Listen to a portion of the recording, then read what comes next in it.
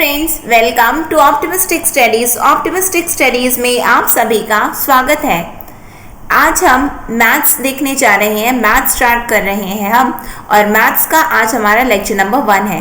तो चलिए फिर हम आज की क्लास को स्टार्ट करते हैं। तो आज हम कौन से टॉपिक से स्टार्ट करेंगे? तो आज का हमारा जो टॉपिक है वो है नंबर, संख्याएं। तो यदि हम संख्याओं की बात करें कि संख्याएं आखिरकार होती क्या हैं, तो संख्याएं या फिर हम बोल सकते हैं नंबर्स। तो नंबर्स को हम 2 पार्ट्स में डिवाइड करते हैं, और वो कौन कौन से 2 पार्ट्स हैं? पहला कहलाता है रियल नंबर, और दूसरे को हम बोलते हैं इमेजिनरी नंबर्स, यानी कि वास्तविक संख्याएं एवं काल्पनिक संख्याएं। जो हमारा सिलेबस है, हमारे सिलेबस में यदि हम बात करें तो हमें वास्तविक संख्याओं को पढ़ना रहता है, हमें काल्पनिक संख्याओं को नहीं पढ़ना रहता है। काल्पनिक संख्याओं को हम आयोटा से रिप्रेजेंट करते हैं। कैसे रिप्रेजेंट करते हैं? हम आयोटा, आई से रिप्रेजेंट करते हैं। ठीक, तो हम आ जाते हैं जो हमारे सिलेबस में दिया हुआ है वास्तविक संख्या। तो वास्तविक संख्या रियल नंबर्स की यदि हम बात करें तो वास्तविक संख्याओं को अगेन हम 2 भागों में विभक्त करते हैं, और वो कौन कौन से 2 भाग हैं? तो पहला है परिमेय संख्या, जिसको हम रैशनल नंबर्स बोलते हैं, और दूसरा है इरैशनल नंबर्स, जिसको हम अपरिमेय संख्या बोलते हैं। ये जो रैशनल नंबर होता है, रैशनल नंबर्स अगेन 3 पार्ट्स में डिवाइड होता है, जो कि है पहला कहलाता है नेचुरल नंबर्स, जिसको हम प्राकृतिक संख्या बोलते हैं, दूसरा है होल नंबर्स, जिसको हम पूर्ण संख्या बोलते हैं, और तीसरा है इंटीजर्स, जिसे हम पूर्णांक कहते हैं। आपको ये याद रखना है, आपके एग्जाम में ये पूछा कैसे जा सकता है। आपके एग्जाम में रियल नंबर्स, क्या इंटीजर्स रियल नंबर है? क्या पूर्णांक वास्तविक संख्या है? जी हाँ, पूर्णांक वास्तविक संख्या है, क्योंकि ये जो वास्तविक संख्या है वो 2 भाग में विभक्त होती है, रैशनल और इरैशनल, परिमेय और अपरिमेय। और परिमेय के अंतर्गत पूर्णांक आते हैं, तो उसके अंतर्गत ये आते हैं, तो बिल्कुल ये भी वास्तविक संख्याएं ही हैं।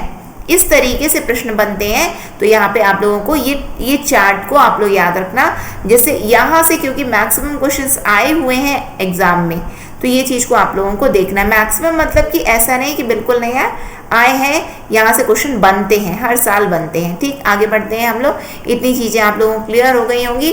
तो अब हम बात करेंगे रैशनल नंबर्स क्या होते हैं। जब हम देख लेंगे रैशनल, देख लेंगे इरैशनल, देख लेंगे rational, irrational, natural, whole number और इंटीजर। यदि हमने इनको देख लिया तो हम जान जाएंगे कि अच्छा वास्तविक संख्याएं ये होती हैं। अच्छा, वास्तविक संख्याएं ये होती हैं। समझ में आ गया? यानी कि इनका सम्मिलित स्वरूप क्या होगा? वास्तविक संख्याएं, यानी कि इनका यदि कंबाइंड फॉर्म क्या निकल कर के आएगा? तो रियल नंबर्स निकल कर के आएगा। ठीक है, तो हम स्टार्ट करते हैं परिमेय संख्या से, रैशनल नंबर से। तो रैशनल नंबर्स रैशनल नंबर क्या होता है, या फिर परिमेय संख्या क्या होती है? तो रैशनल नंबर वो होता है जिसको हम p/q के फॉर्म में दर्शा सकें। इस तरीके से दर्शा सकें कि q जो है हमारा 0 के बराबर नहीं होना चाहिए। ये जो हमारा p/q के फॉर्म में जब हम रिप्रेजेंट करेंगे किसी चीज को, तो ये ऐसा कंडीशन होना चाहिए कि q हमारा नॉट इक्वल टू 0 होना चाहिए। क्या होना चाहिए? नॉट इक्वल टू 0 रहना चाहिए। ठीक है, समझ में आ रहा है? लेकिन p फिर क्या रह सकता है? तो p आपका कुछ भी रह सकता है। p आपका 0 भी रह सकता है, प्लस की वैल्यू भी रह सकती है, यानी कि +1 +2 से लेकर के कुछ भी रह सकता है, या फिर आपका -1 -2 ये भी रह सकता है, 0 भी इवन रह सकता है, लेकिन q आपका 0 नहीं होना चाहिए। ये कंडीशन ये हमको ध्यान में रखनी है। किसके लिए? रैशनल नंबर, परिमेय संख्याओं के लिए। जैसे कि 3/4, इसको p/q के फॉर्म में हम रिप्रेजेंट कर रहे हैं। ये क्या? रैशनल। -4/5, ये क्या है? ये एक अगेन रैशनल नंबर है। जैसे कि हमने लिख दिया 7, तो हम बोलेंगे क्या 7 रैशनल नंबर है? जी हाँ, 7 रैशनल नंबर है, क्योंकि यदि कुछ नहीं लिखा है तो इसका मतलब कि उसके नीचे 1 दिया गया है, यानी कि p/q की फॉर्म तो आई ना, तो यानी कि 7 भी क्या है? रैशनल नंबर ही है, परिमेय संख्या ही है। ठीक है, कुछ नहीं दिया रहता है तो उसके नीचे यानी कि 1 हम कंसिडर करते हैं, लेकिन उसके नीचे 0 ना लिखा रहे, यदि 0 लिखा गया है तो वो आपका रैशनल नंबर नहीं होगा। ठीक है, बिल्कुल ये बात क्लियर हो गई। फिर इरैशनल नंबर्स क्या होते हैं? अपरिमेय संख्याएं क्या होती हैं? तो अपरिमेय संख्या मतलब कि जिसको हम p/q के फॉर्म में नहीं दर्शा सकते। p/q के फॉर्म में नहीं दर्शा सकते, इसका क्या मतलब हुआ? p/q के फॉर्म में नहीं दर्शा सकते। इसका ये मतलब हुआ कि आइए हम देख सकते हैं, आइए हम देखें, जैसे कि इनका पूर्ण रूप नहीं आ सकता। पूर्ण रूप नहीं आ सकता मतलब कि P जो है आपका एक अलग फॉर्म में नहीं दिखाई देगा। अलग फॉर्म में मतलब कि मैंने आपको क्या बताया, P कैसा होना चाहिए, 0 भी हो सकता है आपका, प्लस माइनस 1 2 ये सब होना चाहिए, लेकिन P आपका रूट नहीं होना चाहिए। यदि P आपका रूट आ गया तो वो आपकी परिमेय संख्या नहीं बल्कि वो अपरिमेय संख्या हो जाती है। क्या हो जाती, अपरिमेय संख्या, इरैशनल नंबर हो जाता है। P आपका 0 प्लस 1 प्लस 2 प्लस 3 कुछ भी रह सकता है, -1 -2 -3 -4 कुछ भी रह सकता है, बट यदि कहीं पे भी रूट लग गया है और रूट की जो संख्या होती है वो अपरिमेय संख्या के अंतर्गत आ जाती हैं, इरैशनल नंबर्स होता है। जैसे कि यदि हम बात करें √5 दिया गया है, यदि कुछ नहीं लिखा है इसका मतलब वो 1 है, उसको तो हमने दर्शा दिया P/Q के फॉर्म में, तो इसका मतलब क्या ये परिमेय संख्या? जी नहीं, ये परिमेय संख्या नहीं है। क्यों नहीं है? क्योंकि ऊपर में क्या दिया है, ऊपर में रूट दिया है, P की वैल्यू रूट में आ गई है, तो ये क्या है, ये अपरिमेय संख्या है। लेकिन यदि हम यहीं पे मान करके चलें कि यदि √4 दिया है, √4 का क्या मतलब होता है, √4 का मतलब होता है कि अंदर में 2 का स्क्वायर है, तो यानी कि अंदर में क्या लिखा है, 2 × 2 लिखा है। यानी कि हम कभी भी यदि रूट को यहाँ से इसको बाहर निकालते हैं तो हम कैसे लिखते हैं, इसको क्या लिखेंगे, तो 4 लिखा है, ये 1/2 लिखा है, फिर उसके बाद में 2 का स्क्वायर आएगा और 1/2 आएगा, ये दोनों यहाँ से कट होगा, यानी कि 2। 4 को क्या लिख सकते हैं हम, 2 लिख सकते हैं क्या, जी हाँ बिल्कुल लिख सकते हैं, 2 लिख सकते हैं। और 2 के नीचे कुछ नहीं है, इसका मतलब 1 है, यानी कि ये किस फॉर्म में रिप्रेजेंट हो गया, P/Q के फॉर्म में रिप्रेजेंट हो गया। यानी कि ये आपका होगा क्या, जो बाहर ना निकल सके।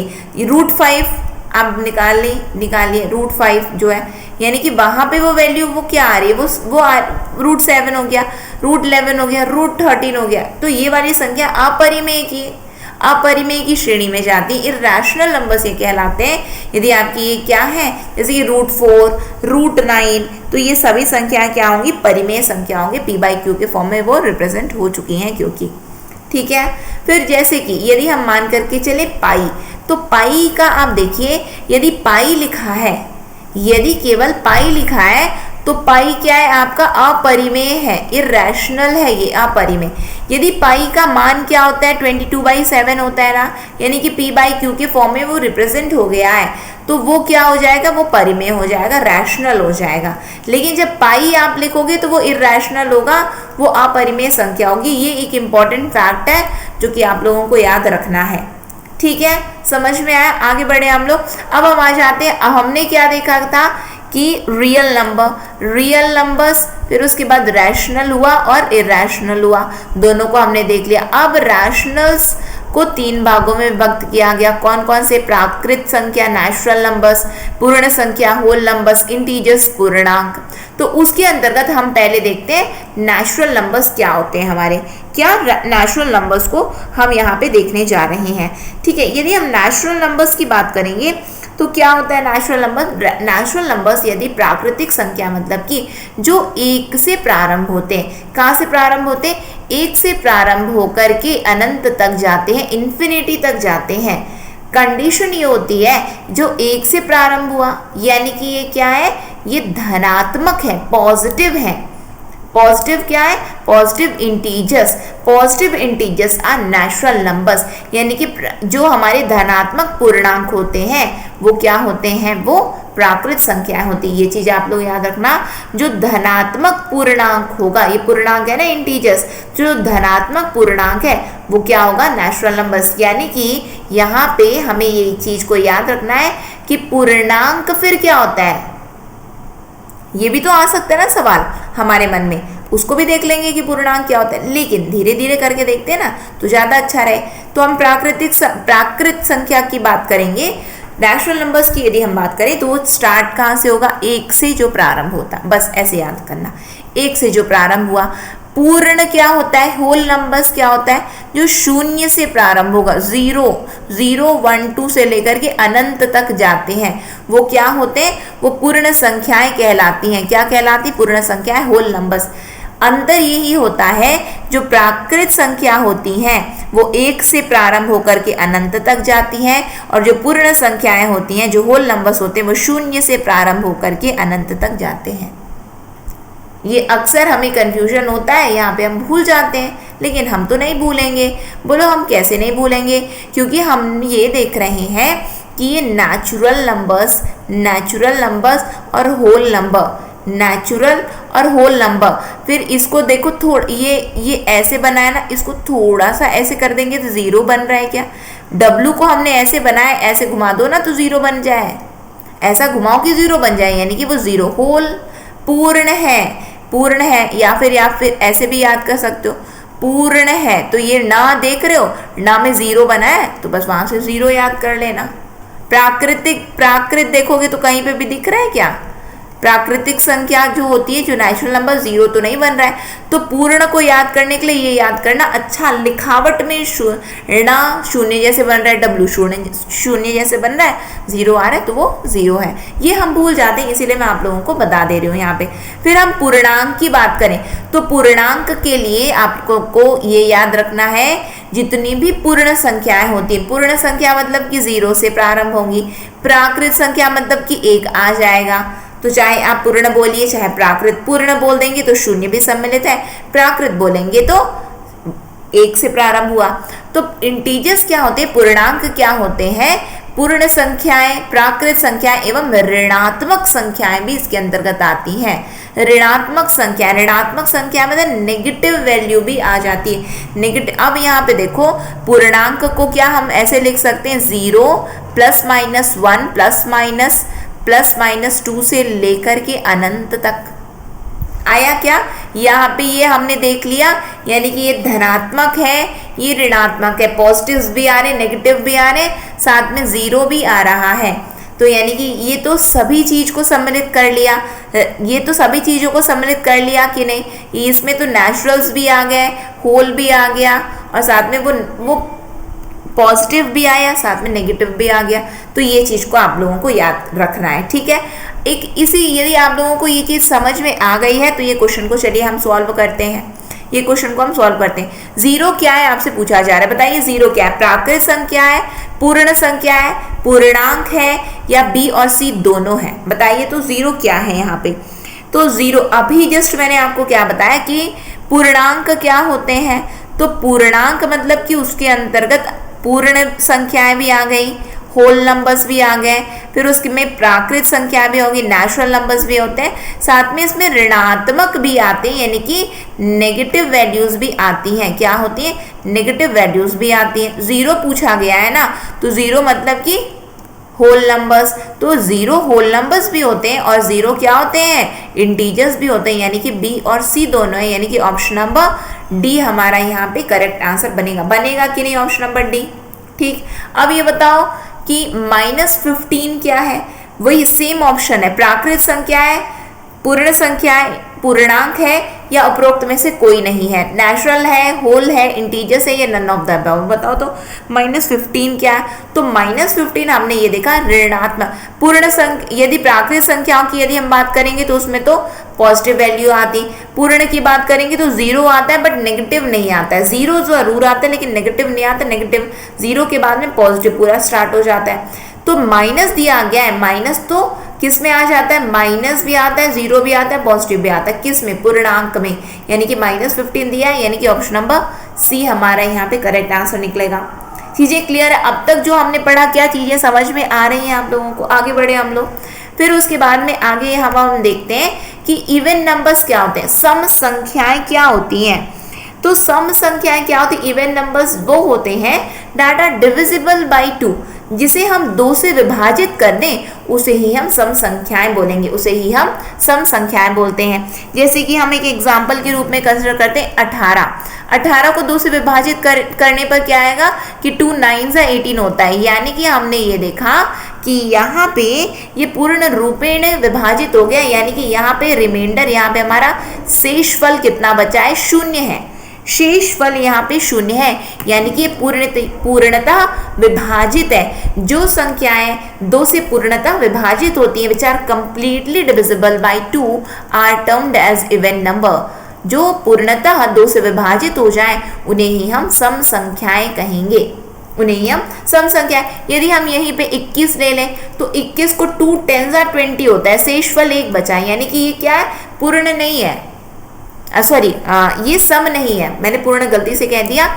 ये सम नहीं है, इवन नंबर नहीं है। क्यों? क्योंकि शेषफल 1 बचा है, यानी कि रिमाइंडर 1 बचा है, यानी कि पूरा कंप्लीटली डिवाइड नहीं हुआ है। यहाँ पे कंप्लीटली डिवाइड हो जाता है, पूर्णतः विभाजित मतलब कि शेषफल 0 बचता है ना, रिमाइंडर 0 रहता है। यहाँ पे तो रिमाइंडर हमारा क्या है, रिमाइंडर 1 है, यानी कि नहीं, ये तो छोटी संख्या है। बड़ी बड़ी संख्याएं भी रहती हैं, बड़ी बड़ी संख्याएं के लिए आगे एक एग्जाम्पल के माध्यम से समझेंगे, लेकिन पहले हम सम देख लिए, अब हम विषम देखते हैं। विषम संख्याएं क्या होती हैं? तो विषम संख्याएं ऐसी संख्याएं होती हैं जो 2 से विभाजित नहीं होती हैं, which are not divisible by 2। जैसे कि अभी जस्ट हमने देखा 21 क्या है, जो 2 से विभाजित नहीं हुई है, यानी कि शेषफल 1 बचा हुआ है, 2 से पूर्णतः विभाजित नहीं हुई, शेषफल 1 बचा हुआ है। शेषफल यानी कि कुछ बच रहा है यहाँ पे, 0 के अलावा 0 आया मतलब शेषफल कुछ भी नहीं बचा हुआ है यहाँ पे, ठीक है। तो ये क्या, ऐसी संख्या क्या होती है, विषम संख्या, which are not divisible by 2, यानी कि 2 से विभाजित न होने वाली संख्याएं ही विषम संख्याएं कहलाती हैं। क्लियर है ये बात? यदि ये बात आप लोगों को क्लियर है तो फिर इसका आंसर दो आप लोग। 0 क्या है, सम है, विषम है, या ए और बी दोनों है, या नन ऑफ द अबव? बताओ, यदि चीजें समझ में आ गई हैं तो यहाँ पे मुझे आंसर भी मिल जाना चाहिए। सम है, विषम है, बोथ ए एंड बी है, या नन ऑफ द अबव? बताओ तो क्या है यहाँ पे। तो देखो, सम संख्याओं के लिए याद रखना है आप लोगों को, जो 2 से विभाजित होती हैं। 2 से विभाजित मतलब कि 2 का पहाड़ा पढ़ दो, 2 का पहाड़ा यानी कि, या फिर आप लिख दो 2 के गुणे में जितने हैं, 2 के गुणे में, यानी कि 2, ये क्या है, 2 × 1, अब लगा दो 2 × 2, 2 × 3। अब ऐसे ऐसे करते करते आप अनंत तक चले जाइए, वो यानी कि 2 के मल्टीपल्स जितने रहेंगे वो सभी के सभी 2 से विभाजित हो रहे हैं, यानी कि 2 आया, 4 आया, 6 आया, 8 आया, 10 आया, तो 2 आया, 4 आया, 6 आया, 8 आया, 10 भी आया ना, आया, लेकिन 10 आया यानी कि केवल सिंगल डिजिट लेना है, यानी कि 0। यहाँ पे आप लोगों को ये चीज़ याद रखना है कि यदि किसी भी संख्या के अंत में आपको ये दिख जाए 0, 2, 4, 6, 8, 0, 2, 4, 6, 8 यदि आपको दिख जाए तो बस समझ जाना कि ये ना सम संख्याएं हैं। 0 आया है, इसका मतलब 0 क्या, सम है। 0 क्या है, सम है। इसके अलावा किसी भी संख्या में आपको इसके अलावा कुछ चीज दिख रहा है लास्ट में, तो इसका मतलब वो सभी संख्याएं विषम होती हैं, वो सभी संख्याएं ऑड होते, वो सभी नंबर्स ऑड होते हैं, वो सभी। यदि ये चीज समझ में आ गया है तो चलो ये वाले क्वेश्चन को सॉल्व करके बताओ। 17293837 इवन है या ऑड है, सम है या विषम है? बताओ तो इसका सॉल्यूशन क्या होगा। अब क्या आप एग्जाम में इसको डिवाइड करने बैठोगे क्या कि शेषफल कितना बच रहा है, शेषफल कितना बचा है? यदि शेषफल ना कुछ भी नहीं बचेगा तो वो सम हो जाएगा, यदि शेषफल कुछ बचेगा तो विषम हो जाएगा। नहीं बच्चे, वो नहीं करना है आपको। तो फिर क्या करना है, बस लास्ट में देखना है, लास्ट में 0, 0, 2, 4, 6, 8 है क्या? नहीं है, यानी कि इसके यदि ये रहेगा तो ही सम बनेगा, तो ही सम है। यदि ये नहीं है तो बस बोल देना है कि ये ना विषम संख्या, ये ना ऑड है। अब ये से कि यहाँ पे 1000 लिखा है, ये बताओ ये सम है या विषम है? ये सम है या विषम है? तो 0 है ना अंतिम में, तो 0 है, तो ये क्या है, इवन है, सम है। बात समझ में आ रही? जो हमने पढ़ा बस हम उसी के MCQ यानी कि उसी के क्वेश्चन हम सॉल्व कर रहे हैं, जो हम पढ़ते जा रहे हैं बस उसी को तो सॉल्व करें, कुछ अलग से तो नहीं। कुछ डिफिकल्टी आ रही है क्या आप लोगों को समझने में? यदि कहीं पे कुछ चीज़ समझ में ना आए तो बिल्कुल आप पूछ सकते हैं, ऐसा नहीं कि पूछ नहीं सकते, बिल्कुल पूछ सकते हैं, आपकी पूरी डाउट्स को क्लियर किया जाएगा। अब हम आ जाते हैं भाज्य संख्या क्या होती, कंपोजिट नंबर क्या होते हैं। तो कंपोजिट नंबर वो नंबर होते हैं, ऐसी संख्याएं, ध्यान से सुनिएगा, भाज्य संख्याएं क्या होती, वे संख्याएं जो एक तथा अपने आप के अलावा, जो एक तथा अपने आप के अलावा कम से कम किसी एक और संख्या से विभाजित होती है। The number that are divisible by, the number that are divisible by 1 that are divisible by 1 and itself as well as to another number, as well as to another, यानी कि जो एक से स्वयं से साथ ही साथ किसी एक संख्या से जो विभाजित हो रही है वो उसे ही हम क्या कहेंगे, उसे ही हम भाज्य या कंपोजिट नंबर बोलते हैं। एग्जाम्पल से समझें क्या, इसको समझ में नहीं आ रहा है यहाँ पे आप क्या बताने की कोशिश करो, एग्जाम्पल से समझते हैं हम। जैसे कि हम मान करके चलते हैं 12, ठीक है। 12 को यदि हम डिवाइड करें, सबसे पहले तो 1 से डिवाइड कर दो, 1 से डिवाइड करने पे कितना आएगा, 12 आएगा, यानी कि रिजल्ट आ गया ये, ठीक। पहला कंडीशन क्या था, 1 से विभाजित करो, फिर उसके बाद में इससे स्वयं क्या है, 12 है तो 1 आएगा, यानी कि हो गया। क्या 12 किसी नंबर से विभाजित होता है क्या? जी हाँ। किससे होता है? 2 से होता है। कितना आता है? 6 आता है। 12 ना 3 से भी होता है। कितना आता है? 4 आता है। 12 ना 4 से भी होता है। कितना आता है? 3 आता है। 12 ना 6 से भी विभाजित होता है। कितना आता है? 2 आता है। अरे यहाँ तो बोला गया था, क्या बोला गया था कि अपने आप के अलावा कम से कम किसी एक और संख्या, कम से कम, ज़्यादा से ज़्यादा तो कितनी भी हो जाए, लेकिन कम से कम जो एक से स्वयं से और कम से कम किसी एक से यदि विभाजित हो रही है ना, तो वो क्या है, वो भाज्य संख्या होती है, वो कंपोजिट नंबर होती है। कम से कम एक, ज़्यादा से ज़्यादा तो कितने भी हो जाए। यहाँ तो हम देख रहे हैं कि उसके अलावा और ये 2 से भी हो गया, 3 से भी, 4 से भी, 6 से भी, यानी कि यहाँ पे हम बोलेंगे कि 12 क्या है, 12 भाज्य संख्या है, 12 क्या है, कंपोजिट है, 12 क्या है, कंपोजिट है, ठीक है। ये और एग्जांपल से समझते हैं। जैसे कि हम मान के चले 2 ले लीजिए। 2 को पहले तो 2 को 1 से भाग दीजिए, 2 को 1 से डिवाइड करो, कितना आएगा, 2 आएगा। फिर उसके बाद 2 को 2 से डिवाइड करो, कितना आएगा, 1 आएगा। क्या 2 इसके अलावा किसी और से भी विभाजित होता है क्या? होता है क्या, बताओ तो? नहीं होता है। इसका मतलब उसमें भाज्य की कंडीशन क्या है, कंपोजिट की कंडीशन क्या है कि 1 से डिवाइड हो जाए, स्वयं से हो जाए और कम से कम किसी एक से। यहाँ तो कोई एक और निकल के ही नहीं आया, यानी कि 2 क्या है, 2 कंपोजिट नहीं है, 2 भाज्य नहीं है। भाज्य संख्या 2 क्या है, भाज्य संख्या नहीं है। ये बात आप लोगों को समझ में आ रही है? 2 भाज्य संख्या नहीं। 2 के बाद में 3 देखें क्या, 3 क्या भाज्य संख्या है क्या? तो 3 को 1 से डिवाइड करो, कितना आएगा, 3। 3 को 3 से डिवाइड करोगे 1। इसके अलावा भी 3 किसी से डिवाइड होता है क्या? नहीं होता है। इसका मतलब कि 3 भी क्या है, 3 भी भाज्य संख्या नहीं है। क्यों? क्योंकि कम से कम एक और से डिवाइड होना चाहिए, एक और से ये डिवाइड होना चाहिए। नहीं हो रहा है तो वो क्या होगा, वो भाज्य नहीं होगा। फिर उसके बाद 4 में आ जाओ। 4 को 1 से डिवाइड करो, कितना आएगा, 4 आएगा। 4 को 4 से डिवाइड करो, कितना आएगा, 1 आएगा। 4 और किसी से डिवाइड होता है? जी हाँ, 2 से डिवाइड होता है, 2 आता है।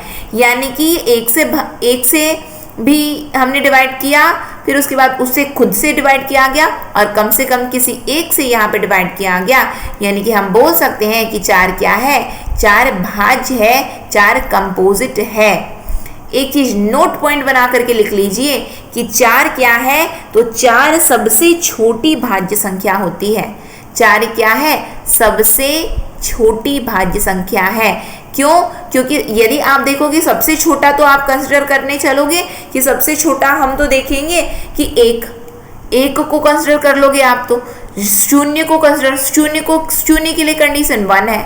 फिर उसके बाद 0 से 0 तो कुछ आ ही नहीं रहा है ना, रिजल्ट ही कुछ नहीं आ रहा है, तो उसको तो नहीं होगा ना, ये कंडीशन ही नहीं होगी, तो 0 नहीं होगा। 1 को 1 से, यानी कि ये तो कंडीशन ये नहीं हुआ है कि 1 तो 1 से ले रहे हो, तो ये कंडीशन ही फुलफिल नहीं हुई।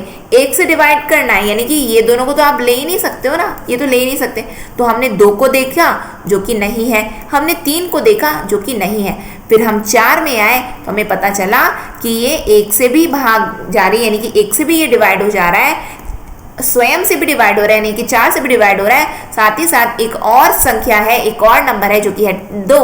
ये मैटर नहीं करता वो कौन सी संख्या है, लेकिन किसी और एक संख्या से यदि वो डिवाइड हो रहा है तो उसको ही हम भाज्य संख्या, कंपोजिट नंबर बोलते हैं। तो हम यहाँ पे ये याद रखेंगे कि 4 क्या है, सबसे छोटी भाज्य संख्या होती है। यदि एग्जाम में आता है कि सबसे छोटी भाज्य संख्या क्या है, ऑप्शन में आपके दिया रहेगा 2, 3, 4, 0 या फिर 1, तो आपको ये याद रखना है 4 सबसे छोटी भाज्य संख्या होती है।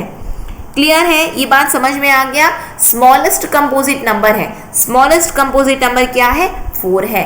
ठीक, फिर हम आ जाते हैं अभाज्य संख्या, प्राइम नंबर। प्राइम नंबर की बात करें तो प्राइम नंबर क्या होते हैं, अभाज्य संख्या। अभाज्य संख्या मतलब ऐसी संख्या है जो एक तथा अपने आप के अलावा किसी और संख्या से विभाजित ना हो। भाज्य क्या थी, एक अपने आप तथा किसी अन्य। अभाज्य क्या होगी, जो एक से विभाजित है, अपने आप से विभाजित है, लेकिन इनके अलावा किसी अन्य संख्याओं से विभाजित ना हो, तो उसको हम क्या कहेंगे, उसे ही हम अभाज्य संख्या कहते हैं, प्राइम नंबर कहते हैं। एग्जाम्पल 5 1 से डिवाइड हुआ, बिल्कुल 5 आएगा। स्वयं से होगा 1 आएगा, यानी कि 5 क्या है, प्राइम नंबर है। नोट पॉइंट बना करके लिखो कि अभी हमने 4 को देखा था कि सबसे छोटी अभाज्य संख्या है। नोट पॉइंट बना करके लिखो, यहाँ पे मैंने इसलिए बता दिया है, 2 को बता दिया, 3 को। नोट पॉइंट बना करके लिखो कि 2 क्या है, 2 सबसे छोटी अभाज्य संख्या है। देखो 2 क्या है, 1 से गया, स्वयं से गया, इसके अलावा किसी और से नहीं जा रहा है, इसके अलावा किसी और से नहीं जा रहा है। तो नोट पॉइंट बना करके लिखो कि 2 क्या है, सबसे छोटी अभाज्य संख्या है, स्मॉलेस्ट प्राइम नंबर है। पूछा जाएगा 2 क्या है, स्मॉलेस्ट प्राइम नंबर है। क्लियर है, ये बात आप लोगों को समझ में आ गई। ठीक है, तो 2 के लिए एक और चीज याद रखना, 2 क्या है, इवन है, सम भी है, साथ में ये अभाज्य भी है। ठीक है, 2 क्या है, सम भी है, अभाज्य भी है। पूछा जाएगा ऐसी कौन सी संख्या है जो सम है एवं अभाज्य है, जो सम है एवं अभाज्य है वो है 2। और पूछा जाएगा जो विषम है एवं अभाज्य है तो वो क्या है, 3 क्या है, विषम है एवं वो अभाज्य है। और मैंने आपको दिखा दिया कि 3 1 से जा रहा है, स्वयं से जा रहा है, उसके अलावा किसी और से नहीं जा रहा है, तो वो अभाज्य की कैटेगरी में आ गया। ठीक, बिल्कुल क्लियर है। अब हम आ जाते हैं को प्राइम। को प्राइम क्या का मतलब क्या होता है, को प्राइम का मतलब होता है कि 2 प्राकृतिक संख्याएं जिनका एक के अलावा कोई उभयनिष्ठ गुणनखंड ना हो, उभयनिष्ठ, जिनका एक के अलावा कोई उभयनिष्ठ गुणनखंड ना हो, यानी कि 2 natural numbers that do not have common factor other than 1। एक के अलावा, एक हो सकता है कॉमन फैक्टर, बट एक के अलावा यदि कोई भी उभयनिष्ठ गुणनखंड हुआ तो वो कोप्राइम नहीं होगा, वो सह अभाज्य नहीं होगा।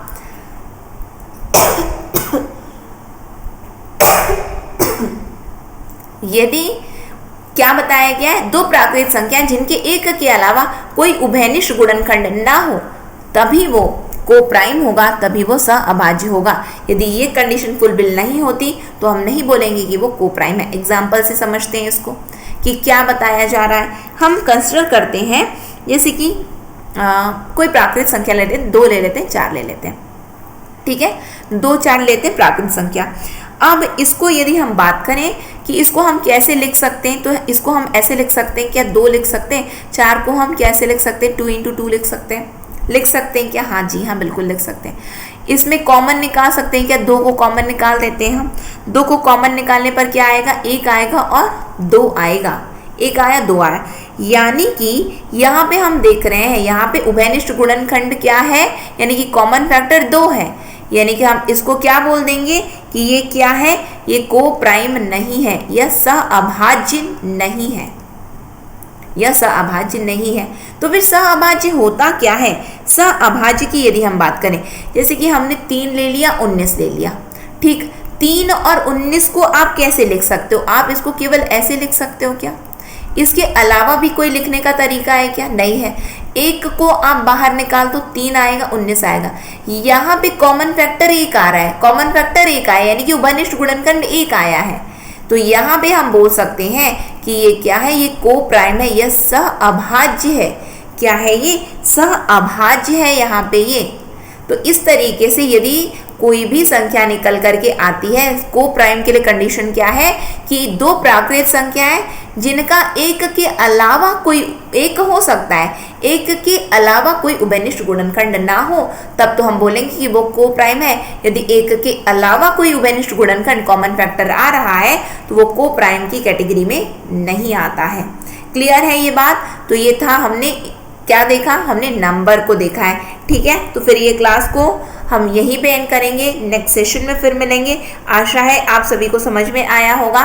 नेक्स्ट सेशन में फिर हम मिलते हैं। नेक्स्ट सेशन तक के लिए optimistic learning. Thank you for the session. जय हिंद, जय भारत।